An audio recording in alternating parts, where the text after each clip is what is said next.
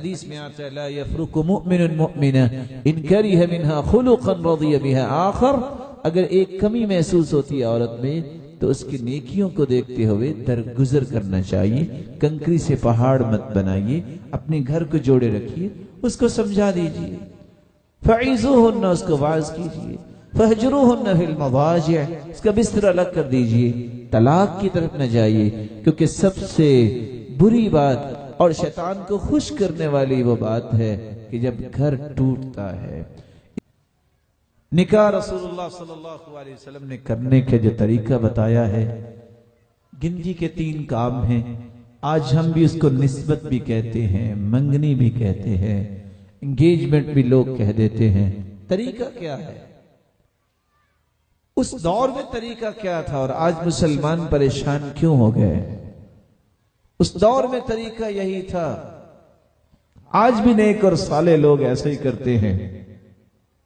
جہاں نکاح کرنا ہو ایک نیک گھرانے کی طرف رخ کرتے ہیں، جا کے 2 لفظ بولتے ہیں، نحب الخیر ونجد فیکم الخیر ولعل اللہ یجمعنا علی خیر۔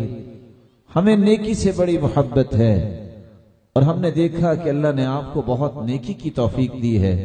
ہماری دعا یہ ہے کہ اللہ ہم دونوں گھروں کو آپس میں ملا دے اور مل کے ہم اللہ کی عبادت بھی کریں اور خوبصورت زندگی بھی گزاریں، اور آنے والے کو یہ کہہ دیتے علی خیر طائر، بہت اچھا پیغام ہے، اور منگنی ہو جاتی ہے۔ اور حدیث یہ کہتی ہے اخف الخطبہ، تم منگنی کو چھپا کے کرو۔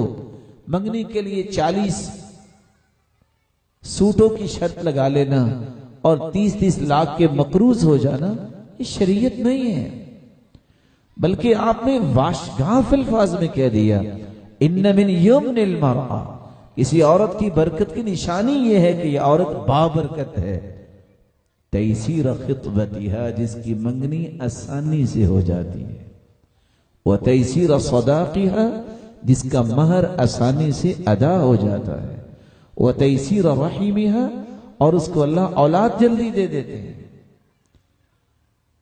اللہ کے دین کی آسانیوں کو لیجیے، اپنے آپ کو مشقت میں نہ ڈالیے۔